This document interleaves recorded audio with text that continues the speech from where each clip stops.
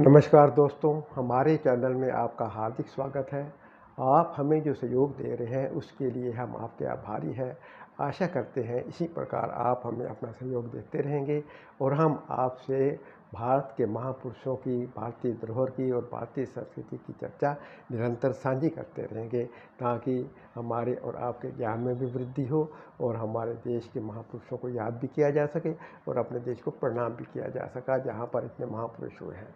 आज हम जिस महापुरुष की चर्चा करेंगे उनका नाम है रविंद्रनाथ टैगोर। इनको गुरुदेव भी कहते थे। महात्मा गांधी ने इनको गुरुदेव की उपाधि दी थी। गुरुदेव रविंद्रनाथ टैगोर के नाम से भी जाना जाता है। गुरुदेव रविंद्रनाथ टैगोर का जन्म 7 मई 1861 को कलकत्ता के एक संभ्रांत परिवार में हुआ था, सुश्रुतिक परिवार में हुआ था। इनके पिताजी चाहते थे कि ये एक अच्छे बैरिस्टर बने और 1878 में इनको इंग्लैंड में भेजा गया था, ताकि वहाँ बैरिस्ट्री की डिग्री लेकर भारत में आकर अपनी बैरिस्ट्री या वकालत करें। लेकिन इनका मन नहीं लगा, इनका मन साहित्य की ओर था। इन्होंने 1880 में भारत वापस आ गए थे बिना डिग्री लिए और साहित्य सेवा में लगे थे। शिक्षा क्षेत्र में इनकी बहुत ही बड़ा योगदान है।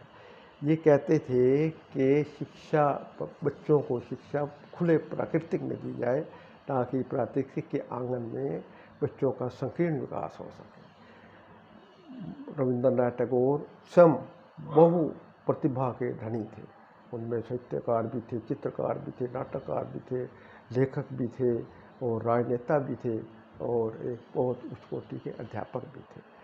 इन्होंने शिक्षा 1901 में शांति निकेतन की स्थापना, जिसमें स्वयं वे अध्यापन का कार्य करते थे, बच्चों को शिक्षा दी जाती। 1921 में वही शिक्षा निकेतन विश्व भारती नामक से बहुत बड़ा विश्वविद्यालय बन गया, जो कि विश्व प्रसिद्ध है और देश विदेश के विद्यार्थी वहाँ संकीर्ण विकास के लिए शिक्षा ग्रहण कर रहे होते हैं।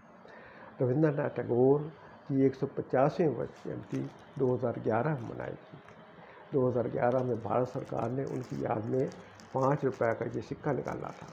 इस सिक्के का वज़न है 6 ग्राम, इसका डाया है 23 mm और यह ब्रास निकल धातु का बना हुआ है। ये कलकत्ता, बम्बई, नोएडा और बम्बई तक साल से बनकर आया है। इसी प्रकार उनको सम्मान देते हुए बांग्लादेश ने 2011 में उनके याद पर पोस्ट कार्ड जारी किए थे। ये पोस्ट कार्ड रविंद्रनाथ टैगोर और महात्मा गांधी के नाम पर जारी किए थे बांग्लादेश ने उनको सम्मान, क्योंकि ये बांग्लादेश के प्रति भी इनकी काफ़ी श्रद्धा थी। बंग भंग के समय इन्होंने हमार सोनार बांग्ला लिखा था, जो बाद में वहाँ का राष्ट्रीय गीत बन गया था। जैसे भारत का जन गण मन राष्ट्रीय गीत है, इसी प्रकार जन गण मन के लेखक रविंद्रनाथ टैगोर ही थे, जो आज हमारा राष्ट्रीय गान है। रविंद्रनाथ टैगोर ने बहुत उपन्यास लिखे थे। 1913 में गीतांजलि नामक पुस्तक, जिस पर उनको 2300 के लगभग 2300 कविताएँ लिखी गई थी, उस पर नोबेल पुरस्कार दिया गया। एशिया के ये पहले साहित्यकार थे जो नोबेल पुरस्कार देता थे। नोबेल पुरस्कार के बाद 1915 में इनको नाइटहुड की उपाधि दी। नाइटहुड अंग्रेज़ों द्वारा एक उच्च पुरस्कार होता था, जिससे सर की उपाधि लगा सकते थे। ये चाहते तो सर रविंद्रनाथ टैगोर लिख सकते थे, लेकिन 1919 में जलियांवाला बाग से क्षिप्त होकर, से नाराज़ होकर अंग्रेज़ों की नीतियों से इन्होंने वो नाइटहुड की उपाधि वापस कर दी थी। कहते मैं साधारण ठीक हूँ, लेकिन मेरे भारत पर जुल्म मत करो। शिक्षा के लिए वो कहते थे कि बच्चों के संकीर्ण विकास के लिए प्राकृतिक के खुले प्रांगण में शिक्षा दी जाए। इसके लिए उन्होंने शांति निकेतन की स्थापना की और स्वयं महाध्यापक का कार्य किया था।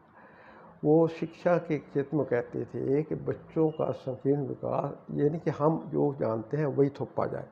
समय के अनुसार उनको शिक्षा का और समाज के साथ मिलकर सामाजिक हालात के अनुसार उनको शिक्षा दी जाए, ताकि उनका विकास, बौद्धिक विकास ऐसा हो कि वो आगे चलकर देश प्रेम और देश सेवा कर सकें।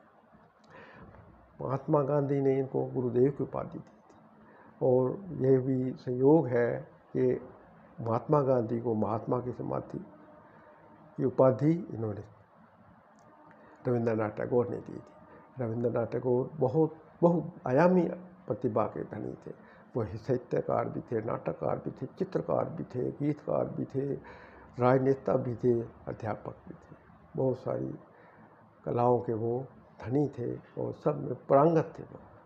यानी कि वैसे वो उनकी सबसे बड़ी विशेषता ये थी कि जो वो कहते थे उसको करते थे। सादा रहना और सरलता में जीना उनका बहुत लक्ष्य था।